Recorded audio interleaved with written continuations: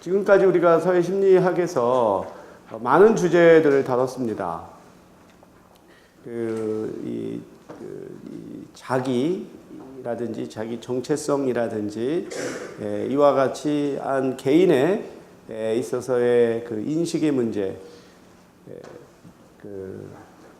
사물에 대한 지각의 문제에서 시작을 해서 점차 집단 속에서의 그 개인으로 우리가 옮겨가서 집단이 개인의 어떤 판단과 추론과 그 정서에 영향을 미치는가를 살펴보았고, 그와 같은 그 집단이 개인에게 미친 영향으로서 나타나는 이 편견이라든가 고정관념, 이런 부분에 대해서도 이제 살펴보았습니다.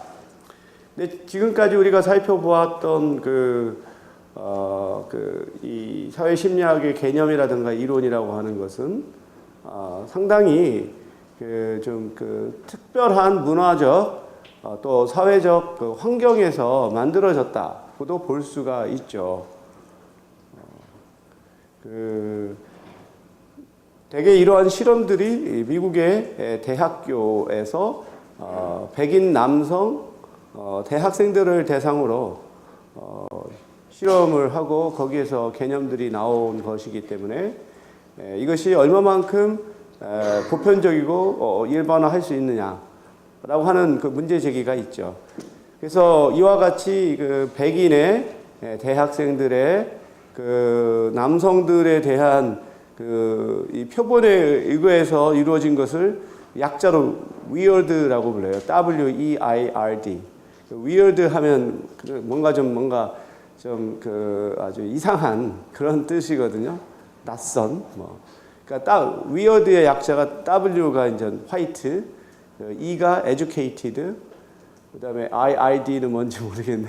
한번 살펴봐야 되겠지만 어찌 됐든 이렇게 주로 백인 남성 대학생들에 기초해서 이루어진 이러한 심리학이 어떠한 그 다른 문화권에서도 적용될 수 있느냐, 그리고 이런 문화적인 차이가 개인의 어떠한 지각이라든가 또는 대인관계 또는 더 나아가서 세계관과 가치관에 어떻게 영향을 미치느냐, 어떠한 나름대로 문화 간에 있어서의 보편성이라고 하는 것이 있는지, 특수성이라고 하는 것은 있는지, 이와 같은 그 문제로 이제 사회심리학이 확장이 되었습니다. 그래서 이번 시간에는 우리가 그래서 비교문화심리학 또 문화심리학 이 주제에 대해서 살펴보려고 그래요.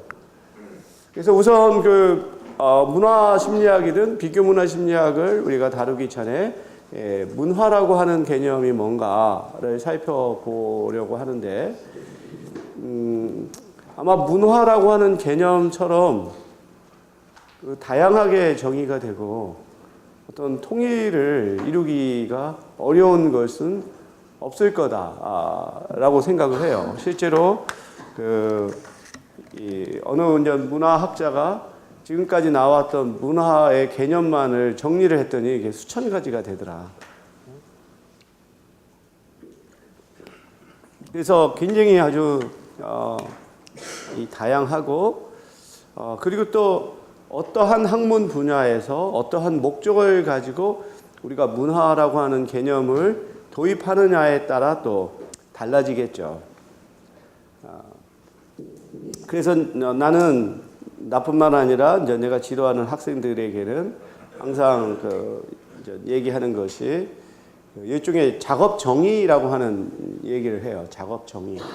그걸 우리가 이제 영어로 만약에 번역한다면 working definition이죠. 그러니까 definition은 정의인데 이 정의라고 하는 것이 사람에 따라 굉장히 다양하게 나타나고 그것들을 다 통일하는 하나의 회계적인 정의를 한다는 것은 불가능합니다. 이럴 경우 자신이 하는 연구에서 자신은 이 개념을 어떻게 정의를 하고 그것을 구체적으로 어떻게 측정하느냐를 분명히 하는 것이 연구에 있어서 매우 중요하다는 거죠. 나의 어떤 작업 정의가 다른 사람하고는 다를 수는 있어도 최소한 자기의 연구에서는 그것이 토대가 돼서 일관되게 연구를 진행을 한다면 그것은 우리는 인정을 할 만하죠. 따라서 우리가 자기의 연구에 있어서 어떤 작업에 사용할 수 있는 정의를 마련하는 것은 매우 필요하다. 이제 그 얘기를 하는데, 우선 우리가 그렇게 가기 전에 이제 문화라고 하는 것에 대한 좀 더 일반적인 개념을 정의를 하자면, 원래 그 컬처라고 하는 것은 그 라틴어에서의 컬추라 해서 경작한다는 의미죠. 그러니까 어떠한 야생의 상태 또는 야만의 상태를 이제 그 다듬어서 이제 보다 더 인간적인 그런 모습으로 바꾼다라고 하는 것이 이 컬처의 개념인데, 문화에 대한 하나의 그 사전적인 그 정의는 이렇게 볼 수 있죠. 여러 세대에 걸쳐 전승되는 한 사회의 행위 및 생활 양식, 예술, 가치 및 신념 체계, 제도 등을 가리킨다. 이렇게 보고 있죠. 그러면 여기에서 우리가 볼 수 있는 것은 이 문화라고 하는 것이 굉장히 여러 차원, 그리고 여러 요소들로 구성되어 있다는 걸 알 수 있어요. 우선 우리가 그 문화를 크게 우리가 구분을 한다면 그 유형의 문화와 무형의 문화로 구분할 수 있죠. 유형의 문화는 우리가 실제 관찰할 수 있는 그러한 그 가시적인 형태를 띠고 있는 것이라고 한다면, 무형 문화는 그것이 이제 사람들의 정신 세계 속에 존재하고 있는 것이죠. 그래서 어떤 행위라든지 생활 양식이라든지 예술 또는 제도, 이런 것들은 유형 문화라고 한다면 그 가치, 신념, 이런 것들은 좀 무형 문화라고 볼 수 있죠. 영국의 그 인류학자인 타일러는 그의 저서 원시 문화에서 문화를 이렇게 또 정의를 했어요. 지식, 신앙, 예술, 도덕, 법률, 관습 등 인간이 사회의 구성원으로서 획득한 능력 또는 습관의 총체다. 아까 얘기했던 것과 일치하지만 여기에서 그 강조한 것이 사회의 구성원으로서 획득한 이라고 하는 부분이죠. 이게 혼자서가 아니라 사회적으로 이것이 획득이 되고 계승이 된 그런 측면을 강조하고 있고요. 유네스코의 정의에서는 문화를 사회 또는 사회 집단의 독특한 영적, 물질적, 지적, 그리고 지적, 정서적 특징으로서 뭐 이렇게 구체적인 것으로 정의한다. 그래서 앞서서 처음에 사전적 정의와 상당 부분, 많은 부분을 일치하고 있습니다. 근데 문화는 아까 우리가 유형 문화와 무형 문화로 구분했던 것과 또 같은 방식으로 이 표층 문화와 또 심층 문화로 구분할 수가 있어요. 그래서 표층 문화는 겉으로 드러나면서 또 가변적인 공동체의 언어라든가 예술이라든가 문학이라든가 생활 양식, 제도와 같은 것이고, 심층 문화는 오랜 세월을 통해 형성되고 쉽게 변하지 않으며 겉으로 드러나지 않는 공동체의 다양한 감정, 관습, 가치, 신념, 보다 더 무형의 문화가 그 심층 문화에 속한다면 좀 더 유형 문화는 이 표층 문화에 속한다고 보겠죠. 그래서 우리가 어느 한 문화권에서 다른 문화권으로 이주를 하게 되면 그 이주자는 그 문화 접변이라고 하는 그 현상을 경험을 해요. 문화 접변. 그 영어로 하면 그 acculturation이라고 부르죠. 또는 이것을 우리가 cultural assimilation 이렇게도 부를 수 있어요. 문화적 동화. 그러니까 동화라고 하는 것은 어느 대상이 다른 대상으로 동질화되는 이 과정이 동화죠. 근데 이 경우에 대개 어떤 소수 집단이 다수 집단의 문화라든가 제도에 이제 동화되는 것을 우리가 이런 문화 접변, 어컬츄레이션이라고 부르죠. 예를 들어서 우리 한인들이 미국에 있는 한인들이 미국에서 살면서 미국식의 어떤 사고방식과 행동 양식을 갖게 되는 게 바로 이 동화라고 볼 수 있죠. 근데 밀튼 고든이라고 하는 사회학자는 이 동화에 크게 한 7단계로 구분을 하고 있어요. 자세한 단계는 여러분이 찾아보면 되고 밀튼 고든의 어시밀레이션 티오리, 동화론 이렇게 검색을 하면 고든이 제시한 동화의 여러 단계들이 나오게 됩니다. 첫 번째 단계가 바로 문화적 동화 단계예요. 어컬츄레이션 단계입니다. 이 시기에는 주류 문화의 언어라든가 생활 양식이라든가 이런 것들을 이민자들이 받아들이고 비슷해져 가는 단계죠. 그래서 문화적 동화가 첫 번째 단계고 두 번째 단계가 구조적 동화라고 불러요. 내가 한번 그건 정리해서 한번 여러분들한테 소개를 할까 하는데 구조적 동화, structural assimilation이라고 하는 것은 이민자가 거주국 사회의 구성원과 친밀한 관계를 맺는 그러한 단계예요. 그래서 주류 집단 구성원과 일차적 관계를 형성하는 것, 직장이라든지 또는 주거라든지 그런 면에서 일차 집단과 어떤 주류 집단과 친밀한 일차적 관계를 형성하는 게 구조적 동화예요. 그런데 이 동화의 단계에 있어서 가장 핵심이 되는 것이 바로 이 구조적 동화입니다. 이건 다시 말해서 기회구조에 평등하게 참여한다는 것을 의미해요. 그러니까 우리가 이민자가 거주국 사회에서 그 사회의 언어를 배우고 의복을 따라하고 행동을 따라 하더라도 그 직장이라든가 교육이라든가 그런 면에서 평등하게 참여해서 그 주류 집단 구성원들과 친밀한 관계를 맺을 수가 있으면 그 나머지 단계의 동화는 자동적으로 따라오는 경향이 있어요. 그런데 비록 그가 문화적으로 동화되었어도 그러한 기회구조, 생활세계에 평등하게 참여하지 못하면 그 이후의 동화는 일어나지가 않습니다. 그래서 가장 중요한 일종의 관문이라고 볼 수 있는 게 구조적 동화죠. 만약에 구조적 동화가 이루어지게 되면 그 이후에 이제 따라 나오는 것이 이제 여러 단계가 있어요. 한 가지가 이제 가치의 동화.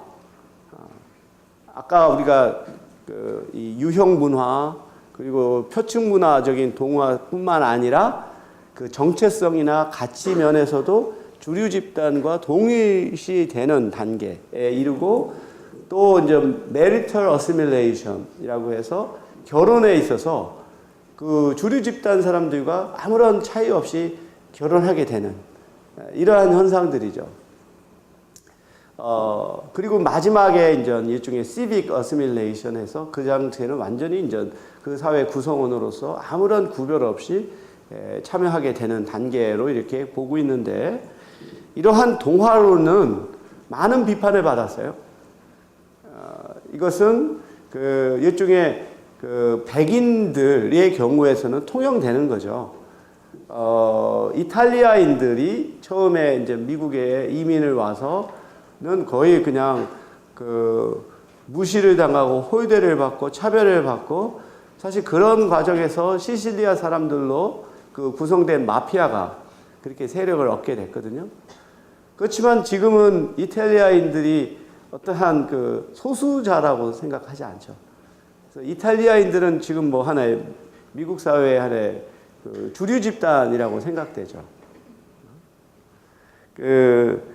이렇게 백인들의 경우에서는 생긴 모습이라든가 또 문화적인 유사성이 크기 때문에 이러한 동화의 단계를 밟아 갈 수 있지만 뭐 흑인이라든지 히스패닉이라든지 아시아인들의 경우에서는 그것이 불가능하다. 그러한 그 비판들이 이제 나오고 뭐 우리가 어제 미국의 그 미주리주인가요? 퍼거슨 시에서 흑인 청년을 쏜 백인이 이제 그 불기소됐죠. 그러니까 그 사람이 무죄라고 판정됐다기보다 배심원들이 그를 기소할 만한 그 충분한 근거를 찾지 못했다라고 하는 이유로 불기소하게 됐죠. 그래서 뭐 지금 시위가 일어나고 좀 그렇게 되는데 앞으로 이게 어떻게 번질까 좀 궁금도 하지만 내가 예측하기에는 92년에 LA 폭동과 같은 방식으로까지 확대되지는 어렵겠다라고 좀 생각을 해요. 그건 뭐 내 예측이지만 그 이유는 그 LA 폭동 당시에서는 로드니 킹이라고 하는 흑인을 4명의 백인 경찰이 막 무참하게 구타하는 장면이 보여졌거든요. 그러니까 누가 보더라도 그거는 과잉 진압이라고 하는 것이 명백했죠. 근데 이번 같은 케이스는 사실은 그러한 것이 일단은 비디오 테이프로 이렇게 촬영이 돼서 공개가 되지 않았고, 그리고 또 정당방위라고 볼 수 있는 또 그 어떤 상황적인 그 증거들도 있고, 그렇기 때문에 많은 사람들을 이렇게 막 흥분시켜서 공감대를 이루기는 쉽지 않을 거다라고 생각을 하는데, 어찌됐든 간에 이것이 이제 미국 내에 존재하는 인종주의라고 하는 걸 여실히 드러냈잖아요. 그 퍼거슨 시에 거주하는 흑인들이 전체 한 67%라고 하는데, 거기에 경찰들의 흑인들의 비율은 한 7%라고 합니다. 그러니까 이거 자체가 사실은 명백한 문제라고 볼 수 있겠죠. 그래서 백인 경찰이 정당방위냐 아니냐 그걸 떠나서 이게 전체 주민들의 60% 이상이 흑인인데 경찰은 흑인 경찰은 불과 7%라고 하는 이 부분은 사실 우리가 부인하기 어려운 하나의 제도적인 문제라고 볼 수밖에 없는데, 그래서 이제 우리가 바로 어떠한 문화적인 동화, 특히 표층 문화에서의 동화라고 하는 것이 이게 하나의 필요 조건은 될 수 있어도 충분 조건은 되지 못한다라고 하는 걸 우리가 확인할 수가 있고요.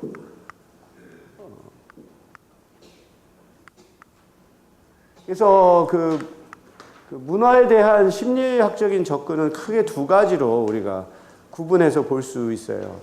하나는 이 크로스 컬처럴 사이콜로지, 그래서 비교 문화 심리학.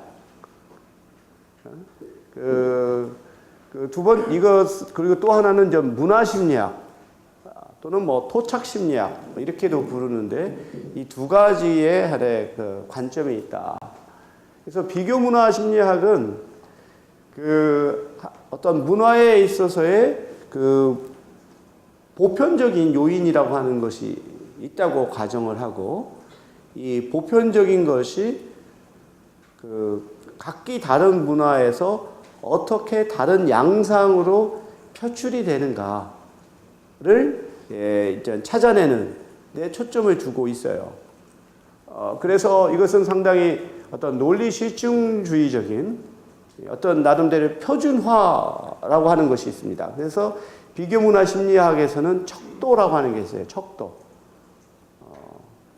마치 이 자아를 가지고 각각의 다른 대상을 우리가 측정을 함으로써 그것이 같은지 다른지를 우리가 규명하는 것과 마찬가지로 이 비교문화 심리학에서는 이 표준화, 객관화 또는 수량화의 방식을 취해요. 그래서 결국은 일종의 보편성을 추구하고, 그래서 서구에서 개발된 사회심리학의 이론과 개념을 다른 문화권에 적용해서 그것이 실제로 적용될 수 있는지, 다른 양상으로 나타나는지를 이제 우리가 찾아내는 것이라고 볼 수 있죠.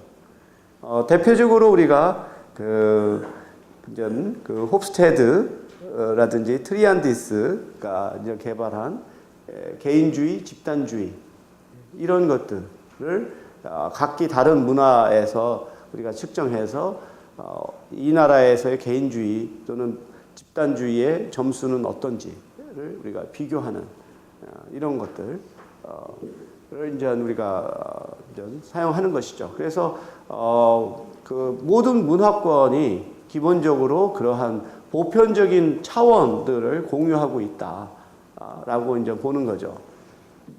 이거에 관련해서는 우리 그 조교가 잘 설명을 했을 거로 생각을 하고요. 그거에 비교해서 문화심리학은 상당히 이제 인류학적인 또는 그 해석학적인 그러한 그 방식을 취하죠. 그래서 어떠한 모든 문화에 보편적으로 존재하는 어떤 사회 심리학의 현상이 있는 것을 찾기보다 각각의 고유한 문화 속에서 나타나는 아주 특수한 사회 심리적인 현상들을 찾아내고 그것을 이론화하려고 하는 그것이 이제 문화심리학이라고 하는 거죠. 그래서 이러한 문화심리학의 관점에서는 사람들이 어떠한 그 인식 체계, 결국 가장 우리가 그 기본이 될 수 있는 것이 사물을 사람들이 어떻게 인식하느냐잖아요. 근데 이러한 사물을 인식하는 방식 자체가 문화권마다 다르기 때문에 일종의 하나의 도식이라든가 분석의 틀이 다르기 때문에 그 다르게 인식한다는 것이죠. 그래서 그 어떠한 기본이 될 수 있는 인식의 그 방식들 이런 것들이 문화적으로 결정이 된다라고 보고 그와 같은 현상을 우리가 그 관찰하고 분석하기 위해서는 바로 그 문화 속에 들어가서 그것을 아주 면밀하게 이제 관찰하는 그런 입장을 취해야만 그 문화의 독특함을 우리가 찾아낼 수 있다라고 하는 거죠. 그래서 이제 여기서는 현재 심리학이 이제 서구 문화의 심리학이다. 그러한 관점에서 다른 그 동양의 문화, 아프리카의 문화를 보면 어떻게 되냐면은 일종의 결핍의 문화가 되는 거예요. 그러니까 서양에서의 어떤 문화가 하나의 표본이고 표준이 되는 것이고 그것을 결여한 상태가 각기 다른 문화가 되는 것이죠. 그렇게 되니까 열등한 문화가 되는 것이고 그리고 이것을 발전시키고 개발이라고 하는 일종의 근대화론 또는 그 개발이론의 입장에선 서양의 것을 따라서 함으로써 그 사회가 근대화가 된다라고 하는 사고죠. 그러니까 다 이게 연결이 되는 거예요. 근대화론도 결국은 서구의 것이 표준이 되고 그 서구식의 발전을 하는 단순하게 어떤 기술적인 그 변화만이 아니라 사람들의 사고와 어떠한 문화, 가치 이거 자체가 보다 서구화되어야 그 사회가 근대화될 수 있다라고 하는 사고로 이어지게 되는 거죠. 그냥 그러한 것에 대한 일종의 하나의 반대 비판으로서 문화심리학의 것이 더 비서구 문화권에서 활발하게 진행이 되죠. 우리가 이제 다음에 좀 더 자세하게 다루겠지만 그 한국의 어떤 고유한 문화 이런 것에 대한 우리 한국의 심리학자들이 성과들이 있습니다. 대표적으로 그 정의라고 하는 거.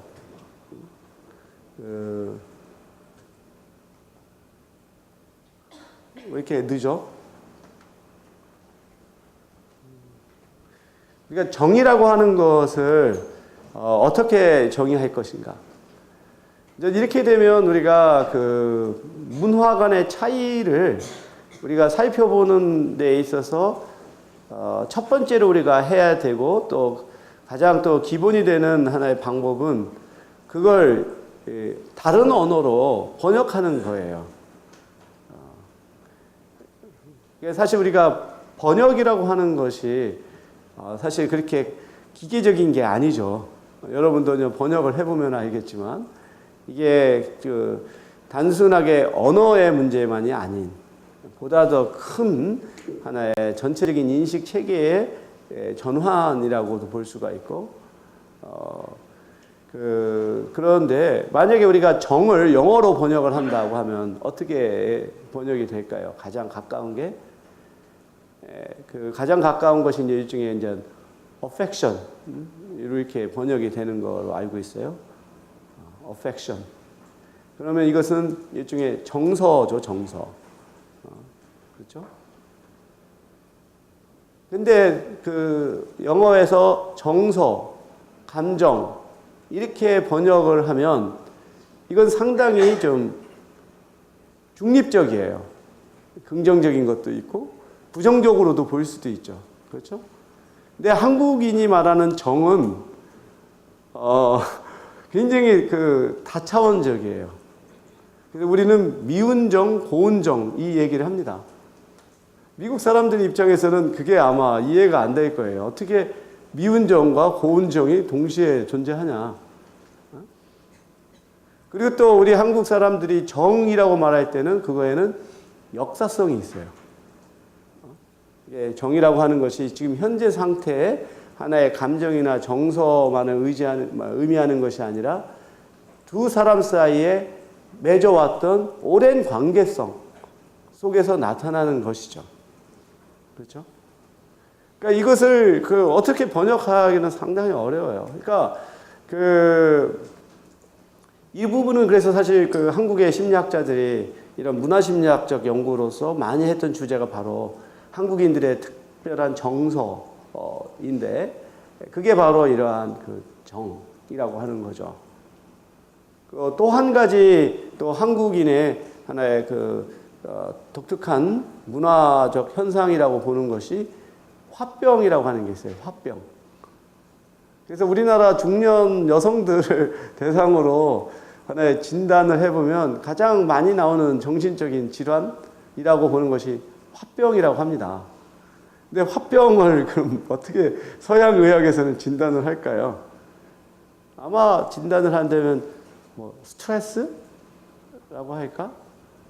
그 정도의 것인데 우리가 말하는 화병은 상당히 의미가 중충적이죠. 그렇죠? 그리고 아까 말한 것처럼 역사적인 측면도 상당히 간져 있고 그리고 이게 억압되어 있는 어떤 뭔가 정말 상대에 대한 분노와 좌절감이 있지만 이것을 표출하지 못하니까 억압됨으로써 그것이 자신의 정신에 아주 미치는 이런 부정적인 측면이 있거든요. 그러니까 우리 한국에서의 어떤 위계적인 질서 속에서 억압된 한 개인의 하나의 정서가 이제 화병에 가까운 건데 그걸 그렇게 다 풀어서 쓰면 정의는 되겠지만 하나의 단어로 딱 개점 정의하기는 굉장히 어렵죠. 이런 측면에 있어서 사실 서양에서 개발된 개념이나 이론을 가지고 우리 한국의 상황을 우리가 설명하기 매우 어려운 이것이 바로 문화심리학의 하나의 영역이 될 수가 있고요. 먼저 또 자세한 내용은 또 살펴보도록 합시다. 그래서 비교문화심리학의 대표적인 하나의 이론이 홉스테드가 제시한 집단주의, 개인주의 이 부분이죠. 이 부분은 이미 다 이제 설명이 됐고, 그래서 기말고사에서도 우리 조교가 강의했던 그 가치관의 비교 이 부분에서 문제를 출제를 할 예정인데, 이러한 개인주의와 집단주의라고 하는 것이 한편으로는 복잡한 것을 우리가 그래도 단순화시켜서 문화 간의 비교를 볼 수 있는 장점은 있지만 이것을 문화를 이분법적인 구도로 단순화했고 동일 문화권 내의 다양한 가치관과 개인의 차이를 설명하기가 어렵다. 같은 문화권 내에서도 상당한 차이가 있는데 그걸 우리가 이렇게 단순한 이것도 어찌 보면 고정관념이라고 볼 수가 있고 또 한 가지는 이러한 것이 그 정적인 것이 아니라 계속 변화한다는 거죠. 그리고 우리가 이러한 그 개인주의, 집단주의의 어떤 구분이 갖고 있는 또 하나의 맹점, 어려운 문제점이라고 하는 것은 일종의 문화 간의 혼종 현상을 설명하기 어렵다는 거지. 이 부분은 아마 우리가 좀 더 관심을 가져야 될 영역이라고 보는 것이 과거에 문화 간에 서로 교류가 없었을 때는 나름대로의 그 각각의 집단마다 대표적인 가치관이 있을 수 있지만 이제는 이 문화 간의 교류가 굉장히 활발하게 오고 그리고 이제 우리 아시아만 하더라도 서구식의 근대화 과정을 거치면서 서구식의 제도가 많이 도입이 되고 서구식의 가치관과 행동 양식이 이제는 거의 보편화되어 있어요. 그렇기 때문에 우리가 지금 한국인이라 하더라도 어떤 한국의 어떤 전통적인 가치관과 행동 양식 그리고 서구식의 가치관과 행동 양식이 한 사람 안에 공존하고 있습니다. 근데 이게 어떤 현상으로 나타나냐면 상황에 따라 어느 특정한 가치관이 보다 더 두드러지고 그것이 적합한 상황에서는 그 방식대로 이게 나타나고 또 다른 상황에서는 다르게 나타날 수 있다는 거예요. 그래서 나는 이러한 현상을 이기적 취사 선택의 원리라고 이렇게 이름을 붙였는데 이 사람이 두 가지의 가치관을 서로 모순되고 상충되는 것을 갖고 있는데 자기한테 유리한 방향으로 취사 선택을 하는 경향이 있다라고 하는 거죠. 그래서 이렇게 이 부분을 지금 내가 보기에는 충분하게 고려를 하고 못하다라고 생각을 해요. 여러분도 공감을 하죠? 이 두 가지의 서로 다른 가치관이 한 사람한테 같이 공존하고 있고 문제는 최소한 두 사람이 어떤 관계를 맺을 때 어떤 것이 올바른 가치관이라고 하는 것을 합의하기가 상당히 어렵다는 거예요. 이게 그래서 아까 말한 이기적인 취사 선택이 거기서 일어나게 되는 거죠.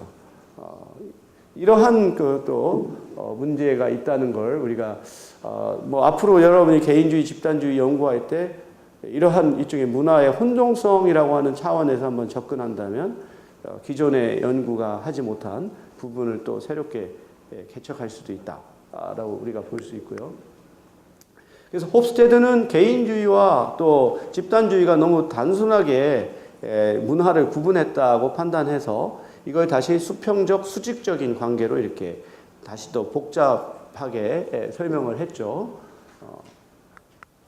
그래서 이 수평적 개인주의는 개인이 특별한 대우를 원치 않으면서 또 구별되고 싶어 하는 그러한 차원이라면 이 수평적 집단주의는 나름대로의 어떤 집단적인 것이 강조되지만 그 개인이 그렇다고 쉽게 집단의 함몰이 되지 않는 그러한 특징을 보이고 수직적 개인주의는 개인이 특별한 대우를 원하면서 구별되고 싶어하는 상당히 어찌 보면 미국에서 나타나는 그러한 그 가치관들이라고 한다면 수직적 집단주의는 그 개인이 다른 집단과의 경쟁과 동시에 내 집단 성원과의 상호 의존성을 강조하는 이러한 또 차원으로 이렇게 볼 수도 있습니다. 지금 홉스테드라든지 트리안디스라든지 그러한 사람들은 바로 이제 문화를 몇 가지의 차원들로 이렇게 나눠서 그러한 것들이 보편적인 하나의 현상이다라고 보고 문화 간의 차이를 살펴보는 그런 비교 문화 심리학적인 접근을 했습니다. 그래서 실제로 이 문화를 중시하는 심리학적 연구의 대부분은 비교문화 심리학적 연구라고 볼 수 있어요. 그리고 나 자신이 하고 있는 것도 상당 부분 비교문화 심리학적인 연구입니다. 왜냐하면 우리가 국가 간의 비교를 한다라고 말할 때는 사실은 표준이 있어야 돼요. 표준이 있어야 우리가 비교가 되죠.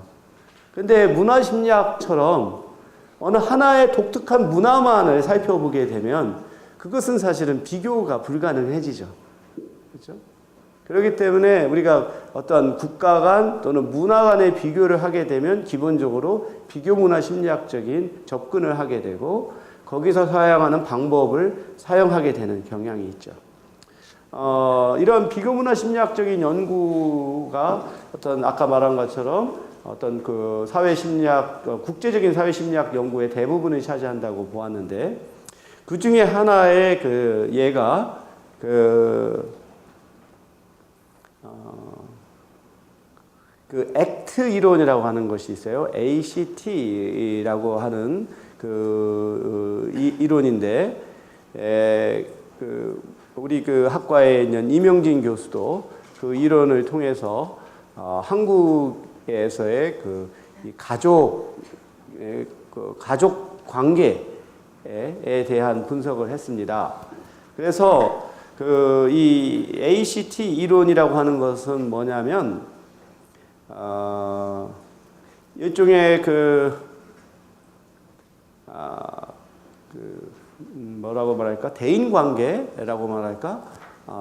대인 관계에 있어서, 사람들이 그 상대방을 평가할 때 사용하는 그러한 차원들이 크게 세 가지로 나누어져 있다는 거예요.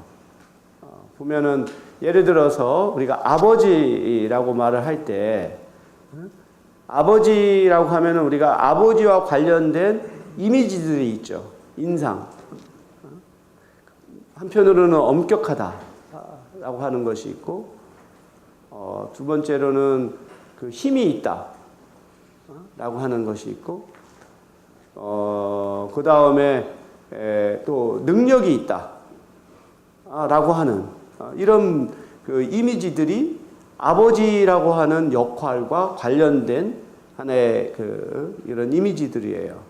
그래서 사람들은 그 어느 한 역할을 수행하는 사람과 관련된 이미지를 기초로 해서 그 사람과 관계를 맺어가죠. 상대적으로 어머니라고 하는 그 역할에 있어서는 따뜻하다, 친절하다, 이해심이 많다. 이런 것들은 있지만 아버지에 비교해서 힘이 없다, 능력이 없다. 이런 식으로도 나타날 수가 있겠죠. 그래서 기본적으로 사람들이 대인관계를 맺으면서 상대에 대해서 갖는 그러한 이미지라고 하는 것들이 크게 보면 하나는 그 좋으냐 싫으냐라고 하는 정서와 관련된 어떤 것이 갖고 있는 긍정적인 것, 부정적인 이런 좋고 싫음의 하나의 차원과 두 번째는 권력의 차원, 힘이 있는가 힘이 없는가, 세 번째로는 그 능력이 있는가 없는가, 크게 이 세 가지 차원으로 이게 나눠질 수 있다라고 본 거예요. 그래서 이런 방법을 그 각각의 어떠한 사회적인 지위와 역할을 가진 사람들의 대상으로 해서 사람들에게 그에 관련된 굉장히 다양한 이미지들을 제시하고 거기에 대해서 사람들이 어떻게 평가했는지를 분석을 해보면 몇백 개 또는 수천 개의 이미지들이 나오겠죠. 근데 이미지들 간에 어떤 유사성이 있습니다. 그러면 유사성들을 우리는 통계학에서 요인 분석이라고 하는 방법을 통해서 그걸 단순화시킬 수가 있어요. 그렇게 해서 이제 연구를 해보니까 크게 아까 말한 것처럼 정서와 또 그 권력과 능력이라고 하는 차원으로 묶이더라는 겁니다. 그래서 이 이론을 가지고 한국에서 이 가족 구성원들, 다양한 가족 구성원들에 대해서 그걸 비교를 했어요. 그리고 이것을 이제 일본과 그 다음에 중국에서 또 어떻게 나타나는지를 살펴보았습니다. 이 경우의 특징은 뭐냐? 우선은 삼국 간에 있어서 가족 구성원에 대한 어떤 평가가 상당히 다르다라고 하는 거죠. 한국과 일본은 상대적으로 권위주의적인 그 경향이 두드러져요. 아버지가 가정 내에서 가장 힘이 있고 어린아이가 가장 권력이 적고 반면 중국의 경우에서는 어머니가 오히려 아버지보다 더 권력이 있고 능력이 있는 것으로 평가가 되고 그리고 부모와 자녀 간의 관계가 한국과 일본처럼 그렇게까지 거리가 멀지 않은 다시 말해서 중국이 한국과 일본에 비교해서 좀 더 수평적인 하나의 관계라고 하는 것을 보여줍니다. 그리고 흥미로웠던 것은 한국 내에서 가족 구성원들에 대한 사람들의 평가가 각각의 가족 구성원에 대해서 차이가 나타나더라. 다시 말해서 어머니라던가 또는 장인 장모 또는 아내, 아이 그런 것에 대한 사람들의 어떠한 평가 아까 말했던 것처럼 정서나 권력이나 능력이라든가 이런 것에 있어서는 개인차가 있죠. 나름대로 어떤 평균 점수가 있으면 평균에서 벗어난 개인의 차이가 있죠. 분명히 있는데 이러한 개인차를 우리가 이제 표준 편차로 측정을 해요. 그래서 표준 편차가 크면 그 사람들 간의 의견이 상당히 좀 엇갈린다는 뜻이고 표준 편차가 적으면 평균을 중심으로 사람들이 많이 몰려있다는 얘기예요. 그래서 뭔가 의견의 일치가 높다는 뜻입니다. 근데 이제 어머니라든가 아내라든가 자녀라든가 또는 뭐 이런 것들 가족 구성원에 대해서는 일치도가 높은 반면 아버지에 대해서는 이게 표준 편차가 제일 커요. 다시 말해서 아버지라고 하는 역할에 대해서 사람들이 갖고 있는 평가가 굉장히 다양하다는 거지. 이제 그게 뭘 의미하냐? 그게 뭘 의미하냐면은 한국에서의 아버지에 대해서 현대적 관점에서 아버지에 대해서는 굉장히 서로 다른 경우에 따라서는 상충되는 역할을 기대한다는 거예요. 한편으로는 굉장히 엄격하면서도 또 동시에 자상하고 자녀에 대해서도 어떤 나름대로의 뭐라고 말할까 권위를 지키면서도 또 동시에 잘 놀아주고 친구와 같은 아버지.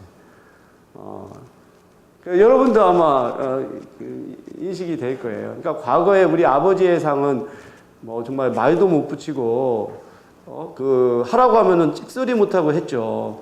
근데 요즘 자녀들이 아버지가 뭘 한다고 해서 콧방귀라도 낍니까? 거기다가 또 아내가 이 남편에게 상당히 모순된 역할들을 기대해요. 우리 집사람도 나한테 3명이 나가 있었으면 좋겠더라. 일하는 나, 자기하고 놀아주는 나, 우리 아이들과 같이 있어주는 나, 3가지의 나가 있었으면 좋겠다.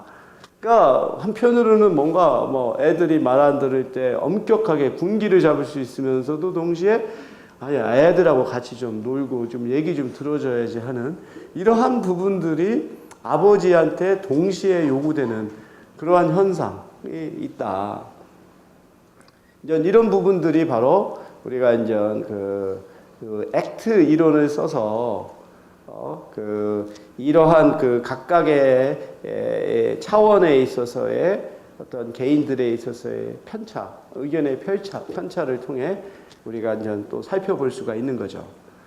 바로 이렇게 대인관계에 있어서 사람에 대한 평가라고 하는 것이 크게 3가지 차원으로 구성되어 있고 이 차원을 가지고 각기 다른 문화권에 적용을 했을 때 어떠한 차이가 나타나느냐. 그래서 이 가족 관계가 보다 더 정말 수평적인지 수직적인지 권위주의적인지 민주적인지를 우리가 측정하는 방식이 바로 비교 문화 심리학적인 방법이 되는 거죠. 이제 그런 것에 비교해서 이 문화 심리학은 다른 출발점을 갖고 있어요. 그러니까 아까 말한 것처럼 비교 문화 심리학에서는 사람들이 공통적으로 인식을 한다라고 하는 것을 전제를 하고 있는 거죠. 그것이 그들이 속해 있는 문화의 영향에 따라 다르게 표출되는 것이다라고 보고 있는 것에 비교해서 문화 심리학에서는 좀 더 그 근본적으로 사람들의 인식의 방식이 다르다라고 보는 거예요. 그래서 이제 니스벳의 생각을 좀 여기서 정리를 하면 그 서양의 세계관은 직선적인 사고라고 한다면 동양은 상당히 순환론적인 사고다. 그러니까 서양에 있어서의 시간의 개념은 한번 지나가면은 돌이킬 수 없는 이런 거라고 본다면 동양에서는 특히 불교의 사상에서 보면 이것은 그 일종의 인연으로 그 억겁의 인연으로 인해서 나타나는 거죠. 그래서 지금은 인간의 모습이지만 사후 세계에서는 다른 또 동물의 모습으로 나타날 수도 있고 그리고 이제 그 인간관에 있어서는 서양이 이 주체적인 자기라고 한다면 동양은 이 관계적인 자기, 다른 사람과의 관계 속에서 자기의 존재가 나타난다면 서양은 자기가 중심이 돼서 세계를 바라보는 그러한 그 관점이죠. 그래서 서양에서는 전체와 구별된 독립적인 자기라고 한다면 동양에서는 전체의 일부로서의 자기가 되는 것이고 이 과학관이라고 하는 것도 서양에서는 진리 그 자체를 탐구한다면 동양에서는 실용성을 중시하는 거죠. 그래서 나는 그 서양의 어떠한 그 사고 방식을 이쪽에 나는 이센셜리즘이라는 생각을 가져요. 이 서양의 학문의 하나의 특징을 보면 어떤 사물을 탐구해서 그 사물에 있어서의 어떤 핵심적인 요소를 끄집어내서 그것을 아주 축약을 하고 하는 그런 특징을 갖는다. 그 대표적인 게 나는 이제 어떤 의학이라고 보는데 서양의 의학은 바로 이런 본질주의적인 그런 특징을 갖고 있어요. 그래서 어떤 질환이라고 하는 것은 신체의 어느 일부가 제 기능을 하지 못한 것이다 라고 판단을 해서 그것을 규명을 하고 그것을 해결하려고 하는 것이 서양의 의학이에요. 그러니까 이제 수술이라고 하는 것이 이렇게 발전할 수가 있는 거죠. 왜냐하면은 바로 어떠한 질환이라고 하는 것은 바로 그 장기의 이런 이상이니까 그것을 뭐 제거하거나 고치거나 하는 방식을 취하는 거죠. 그리고 또 한 가지는 서양에서는 그래서 이 제약이라고 하는 것이 발달하게 돼요. 우리가 대표적인 것으로 아스피린을 한번 생각해 봅시다. 이 아스피린이 만병통치약이라고 불러요. 그래서 나도 그 몸이 좀 약간 찌뿌둥하고 그날 저녁에 피곤하고 그러면 아스피린을 먹고 잡니다.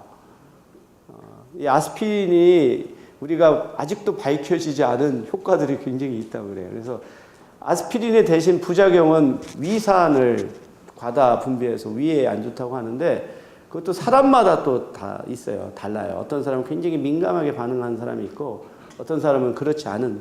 그래서 그렇게 자기가 아스피린을 먹었을 때 그다지 이렇게 문제가 없으면 좀 정기적으로 먹어도 그렇게 큰 탈이 없어요. 되게 우리가 아스피린은 뭐 어떤 효과입니까? 어떤 감기, 몸살 또는 두통 그럴 때 먹는 거죠.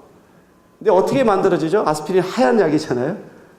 이게 백약나무인가? 백약나무 껍질, 백약나무 껍질을 추출해서 거기서 아스피린이라고 하는 성분만을 뽑아낸 게 약이죠. 나는 바로 그게 서양인들이 갖고 있는 과학의 이센셜리즘을 보여주는 거라고 봐요. 그러니까 어떤 것에 있어서의 핵심이 되는 성분만을 추출해내서 하는 거죠. 근데 반대로 우리 한의학을 보면 굉장히 다른 접근을 해요. 우리가 어떤 질환이라고 하는 것을 하나의 신체의 일부의 장애로 보는 게 아니라 몸의 균형이 이게 깨지는 것으로 보고, 그래서 몸의 기운을 전체적으로 보강해서 병을 스스로 치료하려고 하는 그런 방법을 취하죠. 그리고 이 신체가 서로 다 연결되어 있다라고 하는 생각을 갖고 있어요. 이제 그러면서 이제 우리가 그 침술이라고 하는 에큐펑처라고 하는 침술이 발전하게 되죠. 그래서 우리가 한의원에 가게 되면 그 그림이라든가 또는 하나의 이 상이 있잖아요. 우리 신체 모델 보면 몸 안에 다 점들이 탁탁탁 있어요. 그래서 그게 일종의 경혈과 같은 거죠. 그래서 이 귀가 됐든 발이 됐든 어느 부분을 누르면 그것이 찌르면 그게 이제 위하고도 연결이 되어 있고, 그래서 모든 신체가 서로 이렇게 연결되어 있다라고 생각을 해요. 그래서 어느 이상이 난 부분을 직접 고치기보다 그걸 이쪽에 연결 맥락 속에서 치유하려고 하는 것을 볼 수가 있고, 또 한 가지가 우리가 그 탕이라고 하는 걸 생각해 보면 바로 큰 차이가 있다. 우리가 탕이잖아요. 보약이 됐던 뭐가 됐던 여러 가지 약재를 넣어서 이걸 끓여서 먹게 되지, 어느 것을 치유할 수 있는 어느 하나의 이센셜한 요소만을 뽑아내서 제약으로 하지 않죠. 이게 굉장히 큰 차이가 있어요. 바로 그 동양에서의 의학은 이 신체를 하나의 서로 유기적인 관계 속에서 살펴보는 거라면, 서양에서는 바로 하나의 어떤 본질에서 이렇게 접근하는. 그러다 보면은 그 서양에서의 학문은 이 추상성이 발달하게 돼요. 그래서 우리가 서양에서 보면은 추상화가 나오고 초현실주의가 나오고 그러죠. 그럼 우리가 추상화도 굉장히 차이가 있잖아요. 근데 추상화의 특징이 뭡니까? 구상화의 반대라고 봐야 되겠죠? 그러면 뭐가 추상입니까?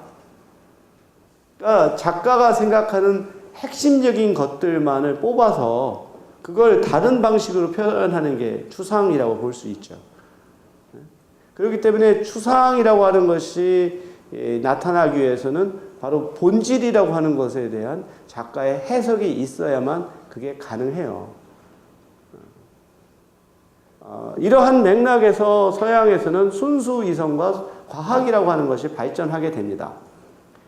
수학이라고 하는 것도 사실 일찍이 아라비아에서 먼저 그 이슬람 문화권에서 발달했잖아요.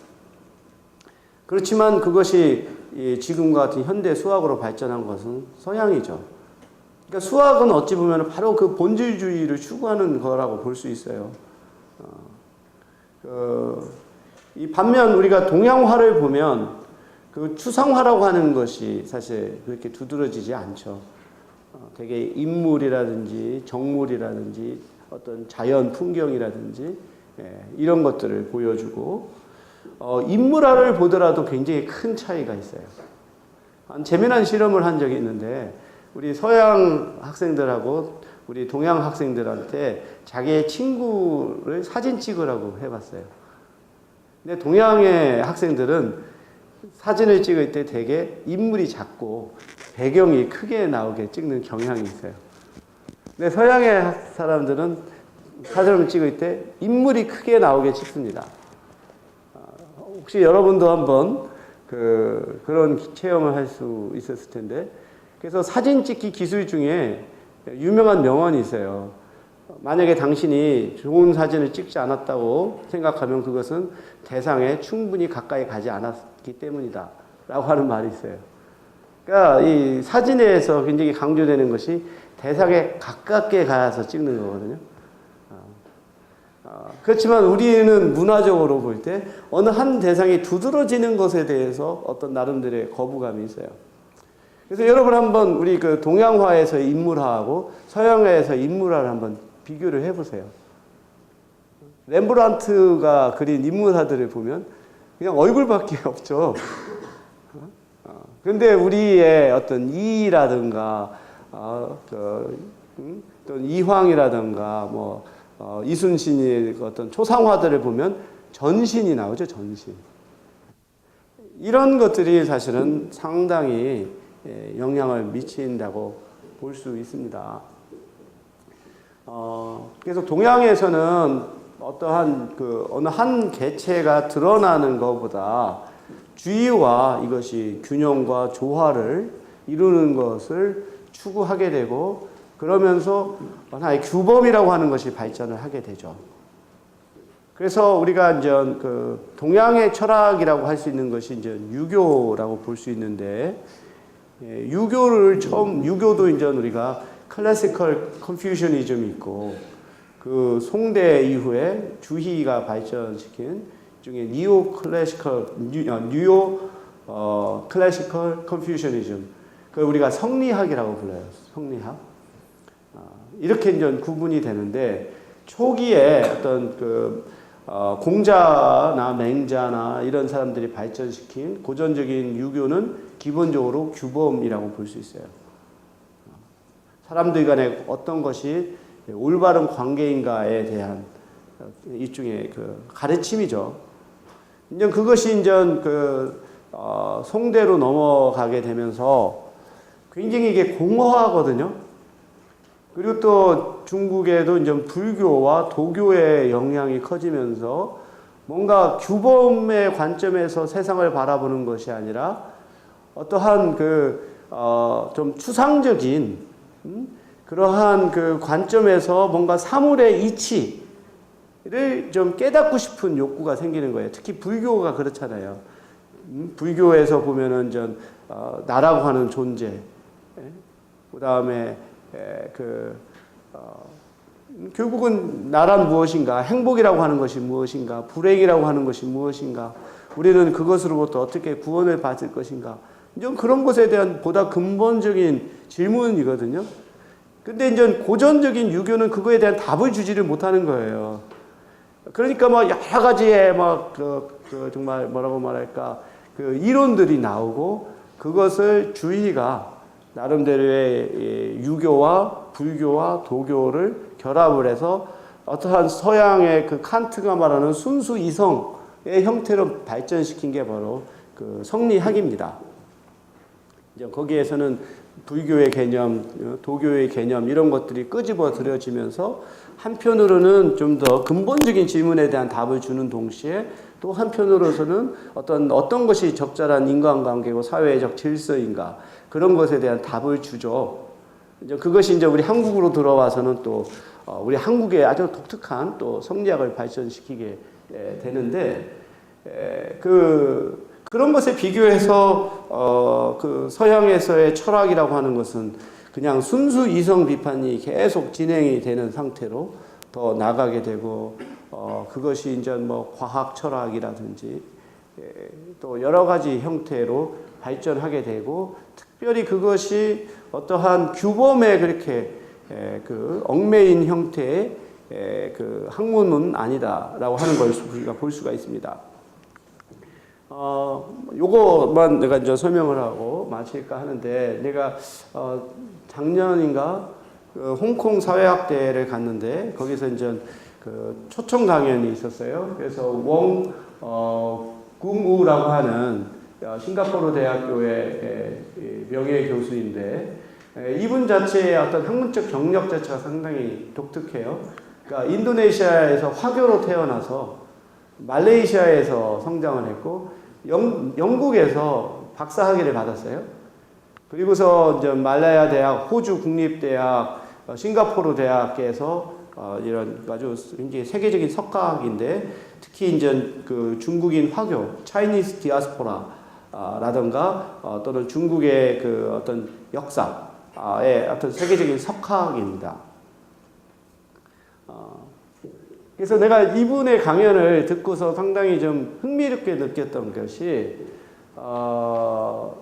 뭐였었냐면은 우선 메인 아이디어만 정리를 할게요. 중국이라고 하는 것이 사실 한족만의 역사가 아니잖아요. 뭐 여진족, 만주족, 몽골족, 그들이 사실 중국을 더 지배했고, 이렇게 소위 말해서 뭐라고 말할까, 우리가 그걸 이방족이라고 불러야 되나? 이러한 변방에 있는 종족들이 중국을 지배했을 때 중국이 오히려 더 강성했었어요. 영토도 그렇고. 근데 중국의 역사를 보면 이렇게 변방에 있던 권력들이 중국의 하나의 문명권으로 통합이 되는 거예요. 그래서 이게 하나의 중국의 문화라고 하는 것으로 되었다는 거지. 뭐 만주족의 역사가 그걸로 그치는 것이 아니라 결과적으로는 한족의 문화에 편입이 되고, 그래서 결국은 이 중국의 역사를 보면 그 하나의 거대한 흐름으로서 이걸 인식하는 이런 과정에 있어서 굉장히 중요한 게 매핑이라고 하는 거죠. 매핑. 지도를 어떻게 그리느냐에 따라 내셔널 아이덴티티가 형성되는 거예요. 만약에 지도라고 하는 것이 없었더라면 중국이라고 하는 영토가 어떤지도 사람들은 이해할 수가 없고, 그렇게 됐겠죠. 그렇지만 일단 청나라 시대 때의 그 중국의 영토가 지금 현대의 중국의 영토라고 생각을 하는데, 그 지도라고 하는 것을 딱 그리면서 사람들은 공유 지식, 내가 여러분들 서평에 얘기를 했지만 공유 진식을 형성하는 거예요. 중국이라고 하는 것이 어떤 나라인가에 대한 공유 진식이 형성이 되면서 그게 공통의 정체성으로 이어지게 되는 거죠. 그런 면에서 지도라고 하는 것이 굉장히 중요한 역할을 한다는 겁니다. 그리고 세 번째 개념은 우리가 하는 히스토리의 개념이 서양에서 말하는 히스토리와 중국인들이 말하는 히스토리가 굉장히 다르다는 거예요. 중국인들이 말하는 역사라고 하는 개념은 일종의 사회과학, 그리고 하나의 뭐라고 말할까, 하나의 가르침과 같다는 거예요. 과거로부터 우리가 배운 레슨을 현재의 하나의 왕조를 운영하는 데 필요한 하나의 가르침으로서의 히스토리지, 서양에서 말하는 하나의 실증적이고 객관적인 히스토리하고 다르다는 거죠.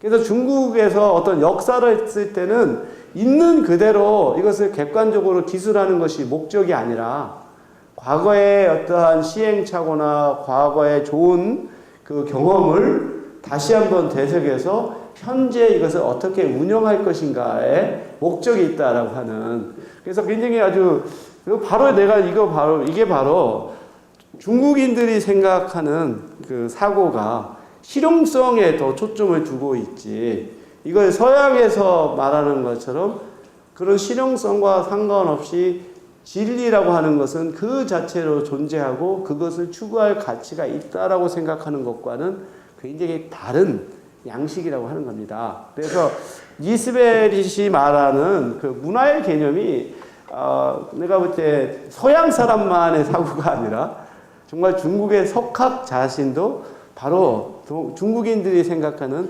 학문의 관점, 이런 것들이 굉장히 서양과 다르다라고 하는 것을 이렇게 얘기하는 걸 보면서 이걸 꼭 서양 사람이 이렇게 말을 했기 때문에 뭔가 이것은 자기들 관점에서만 본다라고 볼 수는 없는 것이다라고 하는 것을 좀 느끼게 되었습니다.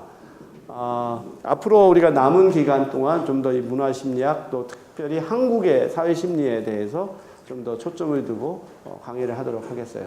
이렇게 마치겠습니다.